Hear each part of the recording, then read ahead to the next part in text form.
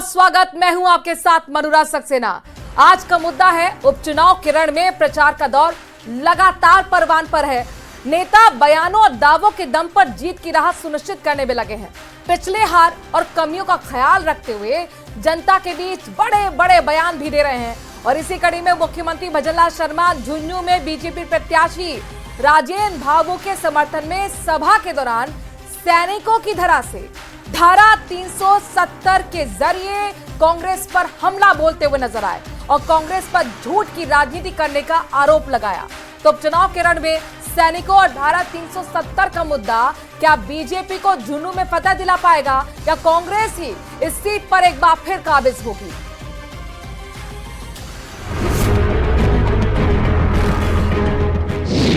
शेखावटी की धरा से बीजेपी की ललकार। धारा 370 को लेकर कांग्रेस पर प्रहार। इस शहादत की धरती से खड़े होकर मैं राहुल गांधी जी और उनके मित्रों को कहना चाहता हूं, आपकी तो बात छोड़िए, आपके पुरखे जिन्होंने धारा 370 को लगाया था, अगर वो भी वापिस आ जाएं तो धारा 370 को वापस नहीं ले सकते।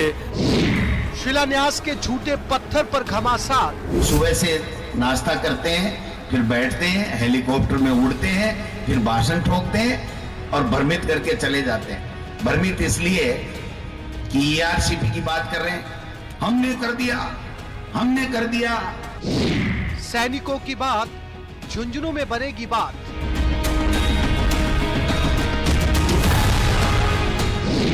उपचुनाव का रण सियासत गर्म।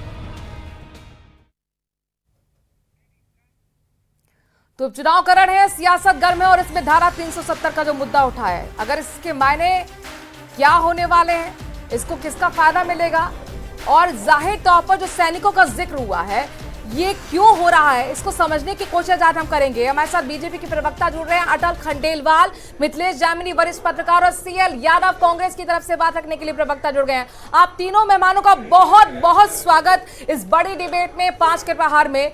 मैं मिथिलेश जामिनी आपके पास आऊं, लेकिन उससे पहले कुछ चीजें अपने दर्शकों को बता देती हूँ। मुझे लगता है कि वो चीजें अगर दर्शकों तक पहुंचेंगी तो आज के मुद्दे को बेहतर तरीके से समझ पाएंगे। देखिए, बात झुंझुनू की हो रही है और झुंझुनू है हॉट सीट। 13 नवंबर को यहां पर मतदान होने हैं, धुआंधार चुनाव प्रचार चल रहा है और इस झुंझुनू को कहा जाता है सैनिकों का जिला। आपको जानकर हैरानी होगी कि सबसे ज्यादा शहादत और सबसे ज्यादा अगर सैनिक निकले हैं तो इसी धरा से निकले हैं, इसी वीरभूमि से निकले हैं और इसीलिए मुख्यमंत्री यहां पर आते हैं, वीरों की भूमि को नमन करते हैं। वर्तमान में झुंझुनू में 55,000 जवान सेना में काम कर रहे हैं, 60,000 भूतपूर्व सैनिक हैं, अर्धसैनिक बल हैं और 486, ये बहुत बड़ा आंकड़ा होता है। ये वो लोग हैं, ये वो सैनिक हैं जिन्होंने अपनी शहादत दी है, अपने प्राणों की आहुति दी है अब तक आज़ादी के बाद। अब मिथिलेश जामिनी जी, मैं आपके पास आना चाहूंगी और ये समझना चाहूंगी कि झुंझुनू में जाकर शहादत को नमन करते हुए यहां से 370 को लेकर नेशनल कॉन्फ्रेंस ऑफ कांग्रेस को ललकार रहे मुख्यमंत्री, ये क्या बताता है, क्या माने हैं इसके? देखिए मनु जी, जो सबसे इंपॉर्टेंट चीज है कि कभी इसी धरा से प्रधानमंत्री नरेंद्र मोदी ने कहा था कि देश नहीं झुकने दूंगा। आज उसी परिपाटी को आगे बढ़ाते हुए जो शहादत को नमन किया है, क्योंकि झुंझुनू राजस्थान में सबसे ज्यादा मोस्ट एडवांस एरिया है, वहाँ एजुकेट लोग हैं और कहीं न कहीं भजनलाल जी ने पासा पलटने का काम किया है, क्योंकि वहां पर 1954 से लेके आज तक ओला परिवार का कब्जा रहा है। लेकिन पहली बार वहां 48,000 माइनॉरिटी है और 48,000 माइनॉरिटी में चौबदार चुनाव लड़ रहे हैं और वो कह रहे हैं कि हमारा तो पहली बार मौका बन रहा था, क्यों नहीं हमें टिकट दिया गया। और दूसरी इंपॉर्टेंट चीज है कि जो कांग्रेस में एक सियासत में अदावत है, वहां 28,000 माली कम्युनिटी है और कल सचिन पायलट तो वहां जा रहे हैं, लेकिन मालियों के वोट मुझे लगता है राजेंद्र भांबू के खाते में जा रहे हैं। और सबसे जो अहम चीज है कि झुंझुनू का जाट सबसे इंटेलिजेंट माना जाता है। झुंझुनू के आदमी चाहे एजुकेशन में हो चाहे बिजनेस में हो, बहुत आगे हैं और वो समझ चुके हैं कि कांग्रेस दो के हाथों में खेल रही है, या तो सचिन पायलट या अशोक गहलोत के। तो गोविंद सिंह डोटासरा का कोई लेना देना नहीं और राजेंद्र भांबू की जो साफ सुथरी इमेज है वो बहुत भारी काम कर रही है। और बीजेपी का जो माइक्रो मैनेजमेंट है, आप देखिए प्रेमचंद बैरवा से लेके जितेंद्र गोठवाल, क्या एससी के भी बहुत वोट है वहां, 3.5 लाख मोमडन और एससी वोट जोड़ दिया जाता है तो हमेशा पार्लियामेंट सीसराम जी जीतते रहे हैं। लेकिन अब की बार पहली बार मुझे लग रहा है कि झुंझुनू में पासा पलट गया है और बबलू चौधरी भी ईमानदारी से काम कर रहे हैं। जिस अंदाज में पूर्व कृषि मंत्री लालचंद कटारिया, जिन्होंने टिकट दिलाने से लेकर तमाम मेहनत की है, और बबलू चौधरी, प्रेमचंद बैरवा, दिया कुमारी, वहां राजपूतों के भी 28,000 वोट है, राजेंद्र गुड़ा भी माइनॉरिटी के वोट में चोट पहुंचा रहे हैं। तो कुल मिलाकर जो वहां पर राजेंद्र भांबू की एक इमेज हो गई है कि हारे का सहारा बाबा श्याम हमारा, तो कहीं न कहीं जो 1954 से लेके आज तक 2024 तक जिस ओला परिवार का दबदबा रहा है, क्या कल सचिन पायलट वहां गुड़ खिला पाएंगे?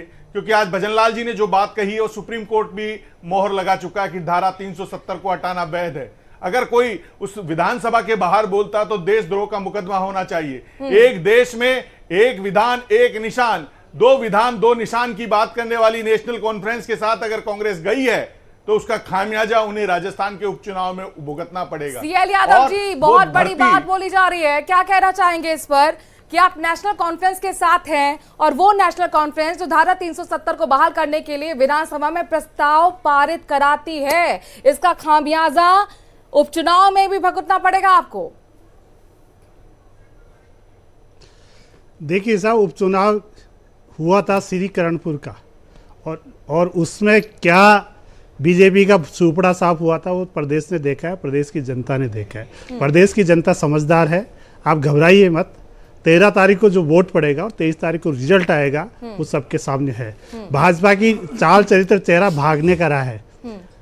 3 स्टेट में इन्होंने चुनाव की तारीख बदल दी, 13 से 20 कर दी, और बिहार वाले बेचारे रिक्वेस्ट करते करते रह गए। इनके जेडीयू वाले जो सरकार में इनके बैसाखी बने हुए हैं, उनकी कोई नहीं सुन रहा था। तो ये भाजपा है, ये कुछ भी कह सकती है। झूठ बोलो, जोर से झूठ बोलो, बार बार झूठ बोलो। मुख्यमंत्री और उनके मंत्रियों में, प्रधानमंत्री और उनके मंत्रियों में, मुख्यमंत्री और प्रधानमंत्री में कंपटीशन चल रहा है कि कौन झूठ बोले, कौन बार बार झूठ बोले। धारा 370 है या वो जो भी है कॉन्स्टिट्यूशन, नहीं, धारा 370 हमने स्टेट झूठ की बात की है। मुख्यमंत्री ने कहा है कि कांग्रेस के पुरखे भी, राहुल गांधी के पुरखे भी आ जाएंगे तो वो भी 370 बहाल नहीं कर पाएंगे। तो क्या ये सिर्फ दिखावा नहीं था प्रस्ताव में? और इससे कांग्रेस का क्या स्टैंड है, आप क्लियर कीजिए दर्शकों को। स्टैंड जो हमारी लीडरशिप का है वो स्टैंड मेरा है। हमारी लीडरशिप का स्टैंड है वो मेरा। बताइए दर्शकों को क्या स्टैंड है। यहाँ पे मुद्दों से भटकाने की कोशिश नहीं स्टैंड हुआ नहीं ना क्लियर सर, भटकाने की कोशिश नहीं कीजिए यादव जी, अभी तक क्लियर नहीं हुआ। चुनाव हाईकमान की चुप्पी है इस मुद्दे पर। वो कश्मीर विधानसभा में वहां पर देखिए किस तरीके से धक्का मुक्की हो रही है, हाथापाई हो रही है। एमएसपी मिलनी चाहिए। राजस्थान का मुद्दा है कि किसानों को खाद मिलना चाहिए। यहाँ की सरकार निकम्मी सरकार कहती है, पर्ची की सरकार कहती है कि हमारे पास बाजे की एमएसपी पे खरीद के लिए पैसा नहीं है, केंद्र सरकार नहीं दे रही है। जनता को गुमराह कर रहे हैं, जनता को कह रहा है कि हमारे डबल इंजन की सरकार है। डबल इंजन की सरकार की नाकामियां, सरकार की उपलब्धियां, इन सब मुद्दों को लेकर सर आप लोग भी जा रहे हैं, प्रहार कर रहे हैं, प्रचार कर रहे हैं, आप बिल्कुल इसके लिए आजाद हैं। वो अटक जाता है। लेकिन दर्शकों को, भारत के लोगों को ये जानने का भी तो हक है कि जो नेशनल कॉन्फ्रेंस विधानसभा में प्रस्ताव ला रही है कहते हुए कि धारा 370 को हम बहाल करेंगे, कांग्रेस क्या उसके साथ है या नहीं? सर आपने चुनाव लड़ा ना, सरकार को समर्थन दे रहे हैं आप ना, तो क्या माना जाए? नेताओं को जम्मू कश्मीर, आप प्रदेश की बात कीजिए ना, किसानों की बात कीजिए ना। जो मुद्दों से भटका रहे हो देश को, प्रदेश को। 35,000 स्टार्टअप बंद हो गए 2023, उनकी बात कीजिए ना। क्या किसान भारतीय नहीं है? किसान भारतीय नहीं है क्या? नहीं, क्या यहाँ के लोग वहाँ मजदूरी करने नहीं जाते हैं क्या सर? की लकीर है वो कौन से? यहाँ के लोग क्या वहाँ प्रवासी नहीं है क्या सर? यहाँ के लोग क्या सैनिक नहीं है क्या वहाँ पर सर? झुंझुनू की जिसकी हम बात कर रहे हैं, सैनिकों का सम्मान करते हैं। वो वीरभूमि नहीं है क्या सर? प्रधानमंत्री की तरह सैनिकों के शहादत के नाम पे वोट नहीं मांगे हमने। 70 साल में कांग्रेस ने, वो प्रधानमंत्री रोता है सैनिकों की शहादत पे और उनके लिए वोट मांगता है। हमने 70 साल में नहीं मांगे, हमने रोए नहीं प्रधानमंत्री की तरह, गृह मंत्री की तरह। प्रधानमंत्री कहता है बटोगे तो कटोगे, ये प्रधानमंत्री की भाषा होनी चाहिए। ये प्रधानमंत्री की गैर जिम्मेदार अपन दिखाता है। देश का गृह मंत्री कहता है घुसपैठिया प्रदेश में आ रहे 10 साल से क्या पकौड़ी तल रहे या पापड़ सेक रहे? प्रधानमंत्री और गृह मंत्री से पूछिए ना, हिम्मत है तो आपको अपने मुद्दों पर, अपने उपलब्धियों पर वोट मांगने चाहिए ना। ये मुद्दे से भटकाने वाली बातें हैं, धारा 370 लेकर आ रहे हैं आप। मनु जी, ऐसा है, कांग्रेस और कांग्रेस के जितने भी लीडरशिप है, जब सत्ता में नहीं होते तो वो तड़पने लग जाते हैं मछली की तरह। तो वही हालत है, इनसे पूछोगे ये बोलेंगे जेड, आप बी पूछोगे ये बोलेंगे वाई, मतलब आप कहीं सामंजस्य नहीं बिठा पाओगे। बेसिकली देखिए, झुंझुनू, सीकर, झुंझुनू, इनफैक्ट शेखावाटी पूरी तरह से सैनिक बहुत ज़्यादा हैं और वो सैनिक वहाँ सुरक्षा कर रहे भारतीय जो सीमाएं हैं उनकी, और वहाँ पर अपनी शहादत देते हैं। तो हमारे माननीय मुख्यमंत्री जी गए और उन्होंने उनकी शहादत को नमन किया, तो ये एक सामान्य सी घटना है। और दूसरी बात एक और कि 370 जो वहाँ पर चल रहा है ड्रामा कांग्रेस का एनसी के नेशनल कॉन्फ्रेंस के साथ कि 370 हटा देंगे, तो 370 हटा देने से आप ही बताइए कितना, मतलब किस तरह की बातें हैं कि 370 का इनको आज भी दर्द नहीं है कि 370 लगा करके विशेष वो राइट्स दिए गए थे जम्मू कश्मीर को, जहां पर सैनिक मर तो सकता है लेकिन जमीन नहीं खरीद सकता, रह नहीं सकता। तो ये कौन सा, और आप देखिए 3000 दिन बंद रहा है, 8 साल कोई प्रदेश बंद रहे, वो खुशहाल कैसे रहेगा? हर वक्त इनको सत्ता की लड़ाई, ये केवल सत्ता की कांग्रेस का लड़ाई ये आरोप है, वो कह रहे हैं कि ये उपलब्धि यहाँ उपचुनाव में कौन सी उपलब्धि है? मुझे बताइए कि यहाँ के सैनिकों के लिए आप क्या कर रहे हैं, यहाँ के किसानों के लिए आप क्या कर रहे हैं?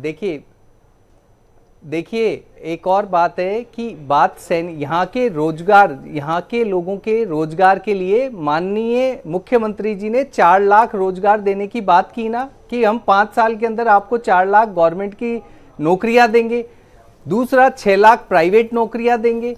तो यहाँ के लोग भी उसमें, वहाँ रोजगार की बहुत बड़ी समस्या है और वो देने का हमारा कमिटमेंट है। और वो कमिटमेंट निभाने के लिए राइजिंग राजस्थान हमने पहले साल ही कि उसके लिए पैसे चाहिए, उसके लिए ये झूठे वादे नहीं चाहिए कि झूठे ये चिट फंड के वादे करके जो कांग्रेस गई और 5,89,000 करोड़ का कर्ज छोड़ के गई कि साहब मोबाइल बांटेंगे, बांट दिए क्या? इस तरह के हजारों वादे हैं इनके, जो लास्ट के 6 महीने अगर हटा दो तो कांग्रेस पायलट और गहलोत की लड़ाई में आज तक उलझी हुई है। और कही गए हमारे माननीय प्रभारी जी, तो कही गए, यादव जी जवाब दे दीजिए। वो कह रहे हैं कि असल में जो विकास लेकर आ रहे हैं वो हमारी सरकार लेकर आ रही है, आप लोगों के तो झगड़े होते रहे 5 साल, हम राजधानी राजस्थान इसी साल में लेकर आ रहे हैं। मनु जी, भाजपा का चाल चरित्र चेहरा पिछले 10 साल से पूरा देश देख रहा है। इनके यशस्वी प्रधानमंत्री 2 करोड़ रोजगार दूंगा, किसानों की आय दुगनी करूंगा, 80 करोड़ को रोजगार दूंगा, वो करूंगा, चांद को है ना जो धरती पे लाऊंगा, ये झूठ बोलने का काम कांग्रेस नहीं करती, भाजपा करते, भाजपा के संगठन करते। मनु जी, ये संविधान खतरे में, ये संविधान खतरे में, कॉन्स्टिट्यूशन को फटके आना चाहिए भाजपा के प्रवक्ता को। कॉन्स्टिट्यूशन का पार्ट 21 क्या कहता है, इनको चुप कराए या तो चुप कराइए। आप भी बताओ, बोलिए। नहीं मैं क्या बोलिए ना, आप जवाब दीजिए। अरे देर होने में सुनने का मादा रखो ने। अरे अरे साहब, जो रात को जोली उठा के भाग जाता है और आपका नेताओं को तमीज नहीं है बात करने की, बताइए क्या तमीज? बोलिए ने, आप बताइए ने, घुसपैठे क्यों आ रहे 10 साल से, क्यों रोहिंग्या घुस गए 10 साल से, क्यों चीन को लाल आंख नहीं दिखा पा रहे, बताइए ना आप। हमने देश का भूगोल बदला है और संसार का भूगोल सुनिए, आज 4थे नंबर पर आ गई है। और हमने आप देखिए कि भारत ने तो अपना सैटेलाइट प्रोग्राम कब से डिसाइड कर लो, भाजपा को बोलना है। मैं छोड़ रहा हूं डिबेट, मिसाइल वगैरह, ये इनको बीच में बदतमीजी करनी है, मैं डिबेट छोड़ रहा हूं। अटल जी एक-एक करके बोलिए ना, अटल जी एक-एक करके बोलते हैं। डिबेट छोड़ रहा हूं। अभी सीएल यादव जी की बारी थी, उनको अपना बात रखने दीजिए। ये देश की बात कर रहे हैं, सेना की शहादत की बात कर रहे हैं। इस कांग्रेस ने इस देश का भूगोल भी बदला है और विश्व का भूगोल भी बदला है। इस देश में सिक्किम को मर्ज भी करवाया, गोवा को भी मर्ज करवाया और पाकिस्तान के 2 टुकड़े भी कांग्रेस ने किए हैं। इनकी तरह नहीं है कि मेरा क्या है, मैं तो झोली उठा के भाग दूंगा, ये कभी कांग्रेस ने नहीं कहा। जब अमेरिका ने भी कहा था तो उसने कहा था कि सब वो आ जाए। चाइना को लेकर आप क्या कह रहे हैं, पूछिए ना इनसे, भाजपा देगी जवाब। डबल इंजन की सरकार देगी ना जवाब। तो मैं दे देता हूं। चाइना को लेकर आप क्या बोल रहे हैं? चुनाव आए, कितनी अच्छी बात, चुनाव आए तो सब समझौता हो गया, समझौता आ गया। आप देखिए ना कि सेनाएं अपनी पुरानी स्थिति में आ गई, कागजों में, दूसरे के मीडिया साथ बात में, की है, हकीकत में नहीं है। हकीकत नहीं में समझौता सेना हुआ से तो पूछिए। ये क्या आप- उपलब्धि नहीं है? मतलब कांग्रेस से ये सर्टिफिकेट कूटनीतिक चाहिए जीत क्या नहीं है? हमको? सेना से चाहिए, नहीं, कांग्रेस से मीडिया से और सर्टिफिकेट भाजपा से नहीं क्या? चाहिए, सेना से चाहिए अरे सर्टिफिकेट। पूरा विश्व जानता है कि भारत किस पता है ना, तरीके पूरा से विश्व भारत जानता है ने कितनी झूठ बोल रहे हो। गलवान के चाइना- अंदर एक चाइना ने मुंहतोड़ क्या जवाब हालात दिया। कर रखी है आपकी? ये नहीं कि हाथ 62 के अंदर इनकी स्थिति क्या पेट्रोलिंग कर बंद दी हो थी। गई। सीएल आपकी यादव जी, सारी अब बात- आपने चाइना को लेकर सवाल अम्बुलेंस किया है नहीं बचा तो अटल था। जी को जवाब देने दीजिए। अटल जी अपनी बात रखिए, चाइना को लेकर उनका सवाल है। वो कह रहे हैं कि समझौता ऐसा तभी है, हुआ जब चुनाव आ रहे देखिए, थे। यही ऐसा है, ये कांग्रेस की आप ये चाल चरित्र इनका देखिए आप कि एक बुलेट प्रूफ जैकेट जैसा कांग्रेस 60 साल रहने के बाद भी सैनिकों को प्रोवाइड नहीं कर पाई। आज की तारीख में हम फाइटर जेट बनाते हैं, मिसाइलें बनाते हैं, पनडुब्बी बनाते हैं, हमारी सेनाएं चौथे नंबर पर आ गई है। डिफेंस को मजबूत किया गया है। सैनिक क्यों, कारण क्या है इसका कारण है कि ध्यान दिया गया है, सैनिकों की बातों को समझा गया है। सेना हमारा अभिन्न अंग है। मजबूती के साथ हम सेना पे अविश्वास नहीं जताते कि वो जब बालाकोट स्ट्राइक करती है सीएल यादव जी, मुझे लगता है आज आपको सुनना चाहिए था। रूस के राष्ट्रपति व्लादिमीर पुतिन ने भी तारीफ की थी मेड इन इंडिया की, प्रधानमंत्री मोदी की। चलिए वापस मिथिलेश जैमिनी जी के पास आते हैं। मिथिलेश जैमिनी जी, सैनिकों का कितना बड़ा रोल है विधानसभा के समीकरण को बदलने में, ये जरा समझाइए। चूंकि बीजेपी को उम्मीद है कि 1996 वाला इतिहास एक बार फिर यहां पर दोहराने वाले हैं। देखिए, निश्चित रूप से सैनिकों के साथ साथ जो वहाँ का जातिगत समीकरण है, क्योंकि सीशराम ओला और अशोक गहलोत की कभी नहीं बनी, विजेंद्र ओला और अशोक गहलोत की कभी नहीं बनी, और वहाँ 28,000 माली हैं, तो मामला बड़ा टफ है। और कहीं न कहीं राजेंद्र गुडा ने, जो लाल डायरी से लेके आज तक चल रहे हैं, और सचिन, जो खुद राजेंद्र गुडा भी सचिन पायलट के आदमी हैं, क्योंकि लास्ट में आपको पता ही है सचिन पायलट के लिए वो कितनी जंग लड़ रहे थे। तो ये जो कहानी है, ये मुझे लगता है कि झुंझुनू में जो आज मुख्यमंत्री भजन लाल ने रची है, जिस अंदाज में उन्होंने शहादत से और धारा 370 को जोड़ा है, और राजेंद्र भामू की जो क्लियर एक इमेज है कि सीधे साधे आदमी है और कोई उन पर करप्शन का आरोप नहीं है, तो कहीं न कहीं पहली बार ये झुंझुनू में एक नया इतिहास रचने जा रहे हैं कि ओला परिवार को मात मिलने जा रही है, क्योंकि चौबदार एक माइनॉरिटी का कैंडिडेट खड़ा है जो कांग्रेस का था। इसके अलावा जो वहां झांझड़िया और ओला गोत्र में भी थोड़ा बहुत डिस्प्यूट हो गया है, क्योंकि महेंद्र झांझड़िया जिलाध्यक्ष है, वो कह रहे हैं कि झांझड़ियाओं को मौका कम मिलेगा। और यही कारण है कि विजेंद्र ओला ने कहा कि हम तो टिकट लेना नहीं चाहते थे, लेकिन पार्टी ने कहा कि चुनाव जीतना है तो जाइए। गोविंद सिंह डोटासरा झुंझुनू के बजाय आज खिंवसर गए हैं। आप देखिए, जहां फार्म भराने के लिए कोई नहीं गया था रतन चौधरी का, आज वो वहां गए हैं।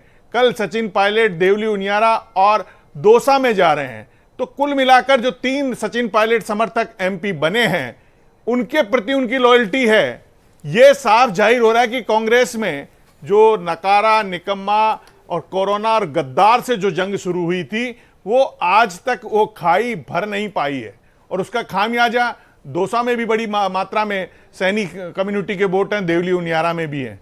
तो कहीं न कहीं जो जंग शुरू हुई थी, वो जंग आज भी कायम है और कांग्रेस के लिए मुश्किल है। और सचिन पायलट और अशोक गहलोत दोनों ही गोविंद सिंह डोटासरा को तवज्जो नहीं दे रहे हैं। लोग कह रहे हैं कि दोनों मिलकर इनको निपटाना चाह रहे हैं। तो कहीं न कहीं जाट सीएल यादव जी, यहाँ पर कुल मिलाकर मिथिलेश जैमिनी कह रहे हैं कि वो जो अंदर खाने आप लोगों की खींचतान चल रही है, उससे कहीं ना कहीं झुंझुनू सीट निकल सकती है। बिल्कुल, जो 4 सीटें इनकी है, सीएल यादव जी से 4 मेरा ये सीटें सवाल अगर है। नहीं जीत पाएंगे। साहब, जैमिनी साहब मेरे से ज़्यादा वरिष्ठ है और समझदार है। अब इनके सूत्र हो सकता है बता रहे हो, बाकी तो अब कांग्रेस का क्या क्या मुद्दे हैं वो हम जाने, हमारा काम है, हमारे घर की बात है। कौन नेता कहाँ इफेक्टिव है, ये हमारा आला कमान डिसाइड करता है। किसको कहाँ जाना है वो हमारा डिसाइड करता है। हमारे यहाँ पर्ची की सरकार तो है नहीं, जो कि साहब वो पर्ची वाले आ रहे हैं, मुख्यमंत्री जी कुछ ही बोलेंगे जा करके। बाकी इनके नेता जो घर पे बैठे हैं, उनकी तो कम से कम देख लो ना कि वो क्यों बैठे हैं घर पे, घर से नहीं निकल रहे इनके तो बड़े नेता। एक मुख्यमंत्री जी है ना जो यादव जी किसका उनको जिक्र प्रदेश कर रहे की हैं चिंता आप? नहीं है, प्रदेश में किस तरह से क्राइम बढ़ रहा है, किस तरह से लॉ एंड ऑर्डर का इश्यू है, किस तरह से किसान खाद के लिए, बीज के लिए लाइनों में लगे बैठे हैं, किस प्रकार किसान अपने उपज को बेचने के लिए एमएसपी का इंतजार कर रहे हैं, उसकी परवाह नहीं है। मुख्यमंत्री जी को दौरे करने हैं, दौरों के अलावा कुछ नहीं है, क्योंकि कब उनकी कुर्सी खिंच जाएगी। क्योंकि किरोड़ी जी ने तो कह ही दिया कि यदि आप मेरे भाई को जिता दोगे तो मेरा प्रमोशन हो जाएगा। अब किरोड़ी लाल जी वोट मिक्सामी दे ही, ये भाजपा के हालात हो गए कि उनको कटोरा हाथ में लेकर के वोट मांगने पड़ रहे हैं। एक कटोरा है, एक बैनर ले रहे हैं, मेरे को वोट दे दो, मेरे भाई को जिता दो। मुख्यमंत्री जी कह रहे हैं कि परिवारवादी पार्टी है कांग्रेस। तो अरे भाई, जिसका भाई और भतीजा संजय जाटव का भी तो एक वीडियो वायरल हो रहा है, तीन वो भी तो लोग अपनी झोली एक फैला ही के डिस्ट्रिक्ट में, नहीं वो भी तो झोली फैला के चुने हुए खान के बेटे के लिए वोट मांग रहे हैं। तो ये तो अपने तरीके हैं, ये कोई मुद्दा नहीं हुआ। अटल खेंडेलवाल जी, लेकिन ये तो सच्चाई है। झुंझुनू में अगर आप देखे हैं तो 2003 के बाद तो आप लोग जीत नहीं पाए। 1996 का एक उपचुनाव का आपने वहां पे डंका जरूर बचाया था। तो कहीं ना कहीं ओला परिवार को तो दबदबा है, विरासत में उनको जीत मिलती आई है, कैसे कर पाएंगे फिर आप? मनु जी, आप गौर से देखिए, 60 साल से तो कांग्रेस ने खूब राज किया, लेकिन जैसे जैसे एजुकेशन फैक्टर भारत का बढ़ता गया, वैसे वैसे कांग्रेस हाशिए पे जाती रही, तो हर जगह से ही जाती रही। और अब की बार झुंझुनू में निश्चित रूप से आप देखिएगा कि ऊंट किस करवट बैठेगा, आपको समझ में आ जाएगा। वहां जाने पर भी पता चलता है। जैमिनी साहब ने बोल ही रहे हैं कि अब की बार अटल जी 20 साल का सूखा है। आप एक बात देखिए, तो वो कभी तो भरेगा, हर बार ओले थोड़ी पड़ेंगे, कभी तो सामान्य बारिश आएगी। लगता है इस बार सामान्य बारिश के आसार हैं। और रही बात, देखिए एक और, मुस्लिमों के वोट जो ये लेते हैं 15-16%, कभी उनको देने की भी सोची? कभी वहां देखिए, वहां शिक्षा देखिए, बिजनेस देखिए, कुछ और देखिए। अरे हम तो बोलते हैं भी हमको वोट नहीं मिलते, इस कारण से हम लोग नहीं देते टिकट, हमें वोट दे दो तो हम भी दे देंगे। इस बार नाराज है, उसने कहा था कि हमारे समाज तंत्र है, किसी शख्स को आप वोट दीजिए। नहीं, वो कैमरे के आगे भी वहां पर वो बहुत बड़े चर्चा का मुद्दा है। सीएल यादव जी, क्या आपको लग रहा है कि मुश्किल होने वाली है मुस्लिम वर्ग को नाराज करके? मनु जी, मैं बिल्कुल मिथिलेश जी आपके पास भी आऊंगी। सीएल यादव जी से क्लोजिंग कमेंट जी। मुस्लिम समाज को नाराज करके क्या आपने चुनौती मोल ले ली यहाँ पर? मनु जी, ये लोकतंत्र है, लोकतंत्र में सबको अधिकार है चुनाव लड़ने का। ये डिवाइड और रूल का हमारे कॉन्सेप्ट नहीं है। हम लोकतंत्र में विश्वास करते हैं, कॉन्स्टिट्यूशन में विश्वास करते हैं। ठीक है, जो भी यहाँ का सम्मानित नागरिक है। मिथिलेश जामनी जी, कुछ आप कहना चाह रहे थे? मुस्लिम वोटर कितना बड़ा फैक्टर होगा, उसकी नाराजगी कितनी बड़ी मुश्किल खड़ी करेगी कांग्रेस के लिए? कि फतेहपुर से एमएलए हाकम अली और रफीक खान ने कहा कि राजेंद्र गुड़ा की हमने पिटाई की जब ये अशोक गहलोत के सामने बोल रहा था, तो क्या उससे राजपूत वोट नाराज नहीं होंगे कांग्रेस से? जब रफीक खान और हाकम अली ने ये कहा कि उन्होंने लाल डायरी के टाइम अशोक गहलोत के सामने बदतमीजी की और हमने उसकी पिटाई की, तो क्या ये राजपूत वोटों को डेंट नहीं मारेगा? क्या जो राजा महाराजाओं के लिए आर्टिकल लिखा है जो राहुल गांधी जी ने, उसका असर नहीं होगा राज परिवारों का, राजपूतों में, क्षत्रियों में, जिस तरीके से राधा मोहन दास ने कहा? तो कुल मिलाकर मैं कहूंगा कि भजनलाल जी को एक जो अब तक उपचुनाव में भाजपा हारती रही है, वो पासा पलट दिया। परिणाम कुछ भी होगा वो 23 को पता चलेगा, लेकिन उपचुनाव में भजनलाल जी ने पासा पलट दिया है। ठीक है, आप कह रहे राजन गुड़ा का फैक्टर एक बहुत इंपॉर्टेंट झुंझुनू सीट पर होने वाला है। दूसरा मुस्लिम वोटों की नाराजगी भी कांग्रेस के लिए मुश्किल करेगी। बहुत बहुत शुक्रिया। मेरे पास वक्त इतना ही। मिथिलेश जी बहुत बहुत शुक्रिया आपका। सीएल यादव जी आपका भी बहुत बहुत शुक्रिया। अटल खंडेलवाल जी आपके भी बहुत बहुत शुक्रिया। 5 के प्रहार में आज के लिए इतना ही। बाकी खबरों के लिए बने रहे प्रदेश के number 1 news channel news 18 Rajasthan के साथ।